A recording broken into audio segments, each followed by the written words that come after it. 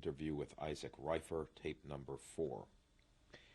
So, Mr. Reifer, you were in Buchenwald and you were in the infirmary at the time when Yes. when you were liberated. Right. And the Americans came in. Right. And what happened first? Well, I was a youngster and I started to feel better. Seems that my chemistry was working the right direction. And then I went back to joined the young people from Block 66. We put in a certain building, and a lot of organization came from America, and they wanted to take care of the youngsters, send them to schools, and to take care of them. And I was assigned to go to Switzerland at that time, to a school, to study. What happened is, as the weeks went by, we were fed, we were dressed, we were clothed. We started to come back to normality. We started to find out about what happened and what the situation is. So one day, a lady came from Bergen-Belsen, from the camp. She traveled by hitchhike, by whatever you want to call transportation, because Buchenwald was in Thuringia, and Bergen-Belsen was up north in Germany. So she told me that lady came, she was from Krzanów, from the town where I was born. And she told me that my sister survived in Bergen-Belsen, but she's sick on typhus.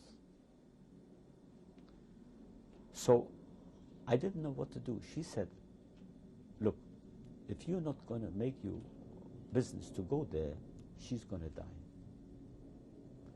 So I said, what should I do? There was no transportation. There was no way of getting there. There was nothing. She said, look, you got to find your way. Here I was supposed to leave with a transport to Switzerland.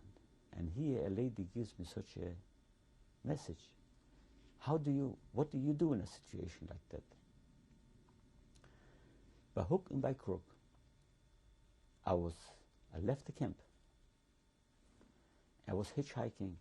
I was sleeping on the way in different places until I came to Bergen-Belsen in 1945. I mean, maybe a few months after the liberation.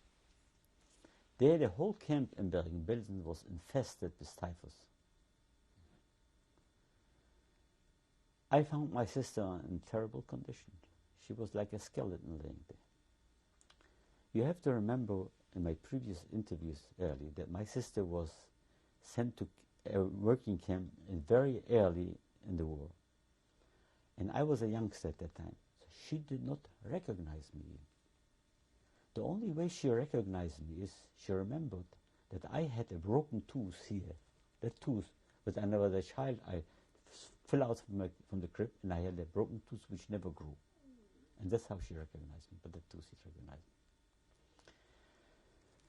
And that's how I met my sister, and I didn't know what to do. I stayed with her for a while. I was well already. And I didn't know what to do. Should I go back to Buchenwald, where I had a chance to go to Switzerland with all the youngsters, or should I stay with my sister? So I met another man, which was an older person, and he advised me that it wouldn't be fair in life to go to Switzerland. It would be more fair if I would stay with my sister till she gets well. And then we had together try to organize our lives. So after pain and agony and thinking what direction I should take, what I should do, I decided to go back to Buchenwald. And I went like by hook and by crook again back hitchhiking. And I came back there. And I just felt so restless there that I just said, I can't do it. And I decided to leave the transport and go back to my sister. And that's how my life started after the war, with my sister together. When you went back to Buchenwald, what was Buchenwald like at that point? We were living in the Germans' casernes, not in the camps where we used to live We were living in the quarters where the Germans used to live. We still lived in the bunks, but it was regular houses. It was food was served. It was doctors with the good care. And there was a lot of people looking after those people to help, especially American people. So you weren't in the barracks where you were? No. No. That's where the organizations came. They selected children and there was plans. There was certain it was taken care. It was taken care. So you went back. So then I went back and I stayed with my sister in Bergen-Belsen. As a matter of fact, I got a job in camp in an infirmary, which I helped the doctor there, prepared for him food and so on and so forth. And for this I was compensated that I was getting certain food, and I helped, stayed with my sister till she got well. When my sister got well, there came a man, so things started to get back a little to normality. We didn't know what to do, we didn't know who survived. We started to look for news, for information to hear. So there came a man also from the town from where I come from, and he told me that I have a cousin in Bavaria, in Regensburg, town named Regensburg. And as a matter of fact, he comes from there, and if you want, we can go together with him down to Regensburg. And they have also DP camps there, and they live they have a little room there by a German, and it would be easier for us to be together, because where we were, there was the English zone. In Bergen-Belsen, there were the English, and Bavaria was the American. And the English did not treat as good as it was better in the American zone. So we discussed it with my sister, and we decided to go down to Regensburg. But the traveling was not normal. There wasn't a normal situation. So I remember we traveled from Bergen-Belsen. There was a town. I forgot the town. But we went to Hanover. From Hanover, we took a train. It's undescribable how we got into the train. It was choking full, to Frankfurt, a whole night. And then from Frankfurt, we went to Regensburg. And then we started off, me and my sister and my cousins, together in Regensburg again. In Regensburg, my sister found her husband. And that's why I showed you a picture when we went to the wedding.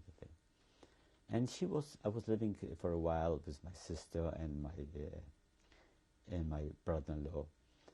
And my brother-in-law was a very talented person. He started to do things, and I couldn't find myself in between. So people told me that, a person told me that my uncle Jared, which is a brother of my mother, lives in Poland. And somebody told me that my oldest brother, Samuel Reifer, is in Poland also, and he's sick on tuberculosis. He was tuberculosis. So with this friend, I went for a while back to Poland, which I was there for a number of months. Chanov? I went to Chanov, which I didn't find nobody there. I went to Krakow, where I met my uncle Jared. And I spent time with my brother. And then I went back to Germany. At that time, when I came back to Germany, my sister and my brother-in-law went already to Israel on Aliyah. That was before Israel was created, 1948. So I stayed in Germany for a while. But my uncle Jared kept on writing me a letter, because he lost this uncle Jared. I would like to say something about him. This is a brother of my mother. I never knew him because I grew up in the Reifer family, which was in Kshanov, and my mother came from Krakow. And I really didn't know my family from my mother's side too much. I knew my grandmother was Pesteltober, and she had a number of children, and one of the sons was Zimmel, which he took over the business because their father, Shmuel, died when he was young, Samuel. And was the head of the family. He ran the business, also lumber, everything in lumber. So I didn't know. My uncle Jared was a big lumberman business. He used to travel to Germany. He had the biggest connection in Germany. He had a lumber yard in Krakow. And he is the main man which brought Schindler. He's the main player in the Schindler List. He died in 1961 in Israel in pain and agony because he had 3 children, grown children, which were killed. He couldn't save them. They were killed by the Germans, and he and his wife, by himself on the old age, survived and lived their lives in pain and agony. He used to tell me about Schindler. Before ever Schindler's List in the book was discussed or written, he brought in Schindler because he knew that the Germans are going to take away his box factory. So he gave it to Schindler. He was the one which Schindler needed because his word, his business word, was so known in Germany that the Germans trusted more him than Schindler. It was his okay that Schindler could continue his operations of all the other things, what he did. He was the one, my uncle, which sent Schindler from Brennitz to Auschwitz, from Czechoslovakia. When they took him out from Plaszow, the men they sent from Plaszow to Brennitz, and the women they sent to Auschwitz, because my aunt was at advanced age, and he knew that from Auschwitz she will never come out. So he made Schindler go to Auschwitz and take out the 300 women in order to bring out my aunt. Even so, he's faintly discussed in the book. He was the main player of Schindler. He was the one which suggested a present for Schindler, and he pulled out his tooth from his mouth in order to make him a gold ring, because nobody had anything. And they wanted to make a seal ring and write down that if you save one person, you save the whole world. So he pulled out his teeth and he gave it for the ring to be made for Schindler from his mouth, from his teeth. I was living with my uncle, and I knew his agony and his pain. As I came back to Germany, I was awaiting to my uncle to go to Israel because I wanted to be together. He didn't have nobody. But my uncle went, it took him a long time, and I couldn't wait that long because I didn't have what to do in Germany. So the new law came out in Germany, a law, which said the following: every displaced person which wants to go to America can go without a visa. So my uncle suggested to me, and so did my sister, which was in Israel, that things are so unnormal that first I should register on that number. So I went and registered myself on that number. And my uncle went out from Poland. He was in France for a while because he couldn't go yet to Israel. It wasn't so easy to go. The English was still there. They didn't let him. So meantime, they called my number, and I went to America. And I came here by myself to America. I was here for about a year. And then I worked and accumulated a little bit money, and I went back to Israel. I went back to Israel and I stayed with my uncle. And I lived with my uncle. I was there a number of years. But later, I was not a citizen of the United States. I was told if I don't go back to the United States, I lose the right of returning to the United States. So after I got married, I met my wife, and after I got married, and my uncle was the main man on my wedding, as I show you the pictures, we decided that I should go back with my wife to America. And we thought that after a while we'll come back, but we had children and we are here. I mean, this is basically the main story. Where did you meet your wife? In Israel. I knew her from Germany yet, but I wasn't, I didn't know that I'm going to marry her because I used to live in Regensburg, as I told you, and they used to live in Schwandorf. They also come from Poland. Their parents are from Poland. My wife was born in Germany, but as a child of 2 years, all the Polish Jews were thrown out from Germany, and they came to Poland back to. And so you were reunited with her, or you met her again in Israel. Yeah, in we Israel. met. We had I had a friend which was together with me in the concentration camp, was a relative of my wife. His name was Shirley Grosklik. He was a very good friend. We were together in camps, and so we got together. We got married. We decided to get married. Now that it's well over 50 years now, it's 50 years that this has happened. Was there anything from your experience and your survival that you had taken with you to this point in your life? Well, people asking me this question, first in the beginning of things we didn't even talk about the Holocaust. But later things started to get like in the mainstream, people started to talk and came back. Because some people thought that you were an outcast when they put you in a concentration camp in the beginning. But things started to fall into, the puzzle started to fall into place, and we started to talk about it. Like I told you before, I myself don't know how I survived. It was a matter of luck, because I know all my family, my uncles, aunts, cousins, everybody was smarter, stronger, older than me, smarter than me, and did not survive, and I survived. So this is a formula which I cannot say I know exactly how I survived. Somehow I got through in and out, and I survived. Many people will be looking at this tape, including your children, your grandchildren, etc.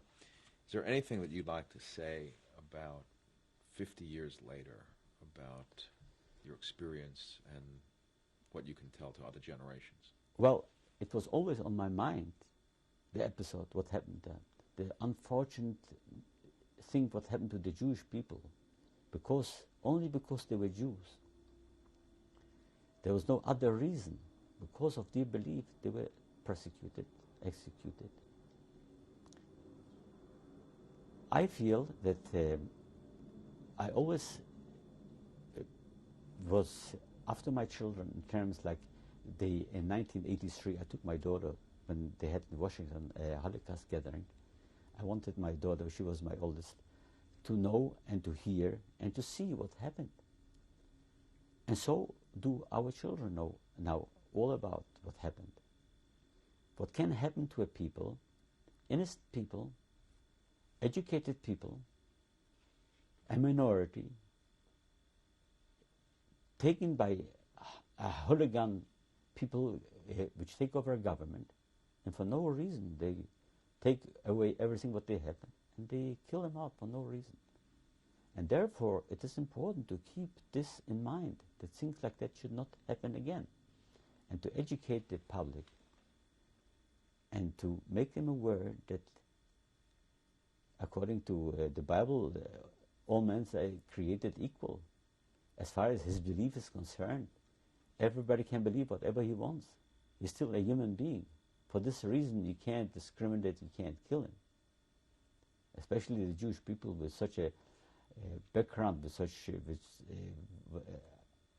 they didn't harm anybody, they didn't do nothing to nobody. Mr. Reifer, I want to thank you for giving your testimony to us. We're going to now meet your family and first look at some pictures. And we thank you very much. Welcome. I hope this will help to the world to be more peaceful place to live for us, our children, our grandchildren, generations to come.